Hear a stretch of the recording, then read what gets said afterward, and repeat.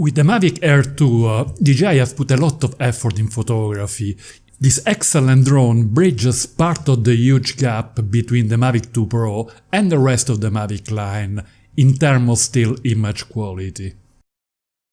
An area of photography where the Air 2 should normally struggle is the performance at low light conditions, due to the much smaller sensor compared to the 1-inch one of the Mavic 2 Pro.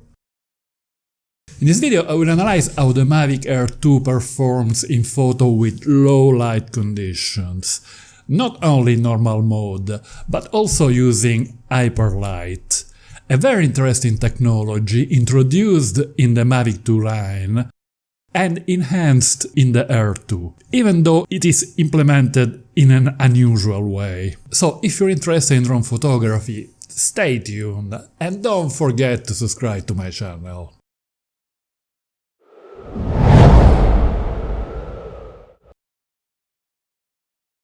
In the Mavic 2 Pro and Zoom there is a specific mode called Hyperlight.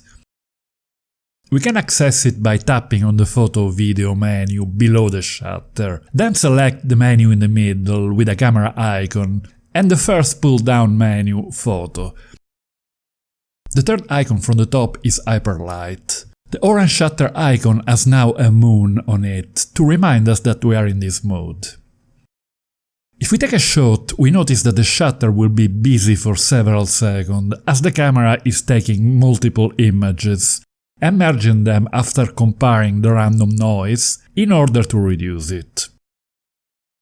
In this mode, if we access the photo exposure menu to the left, we are in auto mode and cannot modify the aperture or shutter speed, but we can change the ISO value and also the EV value. So we have a good deal of control, which is excellent. While in Hyperlight mode, if we try to modify the file type, we notice that only JPEG is available. And indeed the resulting file is a JPEG.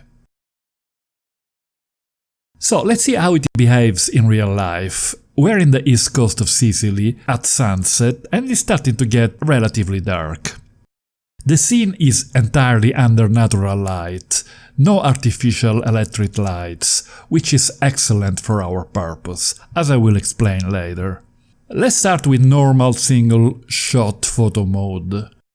First I shoot a long exposure photo in order to get a smooth, silky effect in the sea.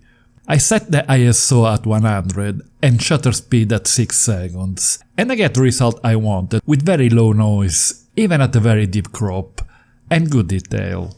But I was of course sort of cheating, as in order to get such a long shutter speed the drone was not flying, but I had it sitting on an horizontal surface, like a camera on a tripod. But if I get the drone flying, although at very low altitude, like in this case, I could not use such a long shutter speed, as it will result in plenty of unwanted motion blur and all detail in the image would be lost. In my experience, to get a sharp image with the drone flying, I must keep a shutter speed of at least 1/3 of a second or faster, assuming there is no wind. But it is very dark, so at this shutter speed I need to increase the ISO value to 3200, which is a lot. This is the result, and we don't even need to zoom in to see that it is a total disaster. Huge amount of noise and hardly any detail left. In such a dark environment, we simply cannot get decent images with the drone flying in normal photo mode. Let's see what happens using Hyperlight. In this mode, the camera has a tendency to overexpose a bit. So in most cases it is useful to have several tries, modifying the ISO value or the EV.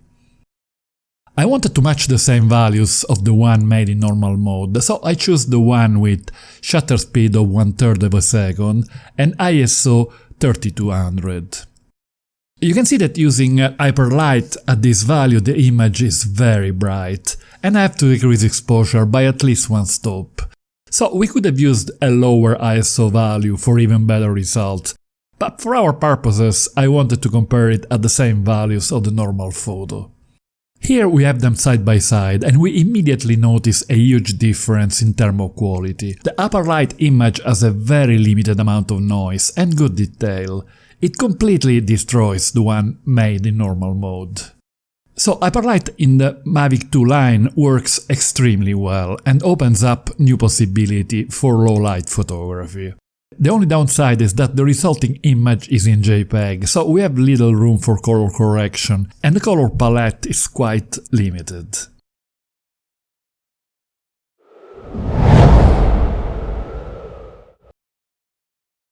The way this mode is implemented in the Mavic Air 2 is a bit surprising, as we have a mode called Smart Photo, which acts in different ways according to the light conditions. In normal light, it will try to optimize colors, tone and clarity according to the scene. A sort of scene recognition may be good for beginners, but not particularly interested for more seasoned users. If a big difference in luminosity is detected between the highlights and the shadows, the camera will capture 7 different exposures and automatically combine them in order to increase the dynamic range, HDR mode. Here is an example. This is a normal mode photo of a sunset on the rocky coast of East Sicily. The sun is just to the right of the frame, so in order to avoid burning the highlight, the elements in the shadows are silhouetted. This is the result using Smart Photo. As you can see, the shadows has been lifted a bit. Since the resulting file is raw, there is a good latitude for color grading, and the final result is quite good. But I will come back to HDR mode in a specific video. If Smart Photo detects a low light scene, upper light mode will be used. So basically the mode HDR and Hyperlight of the Mavic 2 have been merged into this Smart Photo mode, and the scene recognition has been added. It is a bit of an unusual move, but possibly it is a clever idea to make things extremely easy for complete beginners. Just use Smart Photo and the result will be excellent, whatever the conditions. Smart Photo mode in the Mavic Air 2 is totally automatic, which means that we don't have any sort of control about the process. While we cannot modify the setting for exposure, the excellent news is that we can choose to have the resulting file in RAW, and therefore we can fully adjust the image in post-production. The best condition to use Hyperlight is when we have mostly natural light, very little artificial light or none at all, in most cases in nature scene after sunset. I often see this mode tested in night shot of urban scene with plenty of artificial city lights. In my opinion, this is not a good setting. Let me show you why. This is an aerial image of a small village in the middle of the night. I have taken 7 shots in normal mode at different ISO values and then one in Smart Photo. I would not really call this situation low light, as there are parts of the images that are very well lit, and others that are so dark that there is no information at all, nothing in the shadows that can be recovered. We can see that all the images are relatively good, possibly the best one is the one at ISO 200. And Hyperlight cannot improve things much, as it is very easy to expose for the bright areas properly, and nothing can be done to improve the totally dark parts, the foreground area and the sky. Let's now move to a more suitable image, the same scene we used for the Mavic 2 Pro before. We are just after sunset and the light is quite low, although not extremely dark. In order to get a shutter speed of 1/3 of a second in normal single mode, I had to use ISO 400. And this is the result. As you can see, the image has a bit too much noise, although it's not a total disaster. Now let's set the camera to Smart Photo, so that we will get an upper light shot. The resulting image was automatically taken at 1/4 of a second, which is fine to avoid motion blur, and ISO 1100, which is higher than the first image. But we can see that this photo is a huge improvement. There is still a bit of noise, especially in the clouds, but it can easily be controlled by denoising. The excellent news is that the resulting file is in RAW format, much more solid than the one obtained with the Mavic 2 Pro. In this other landscape we have two small towns close to the sea after sunset, with just a few artificial lights on. This in general causes a loss of detail when we crop in. The Hyperlight image has a shutter speed value of 1/10 of a second and ISO of 470 versus 1/8 and 400 for the single photo image. So more or less the same values.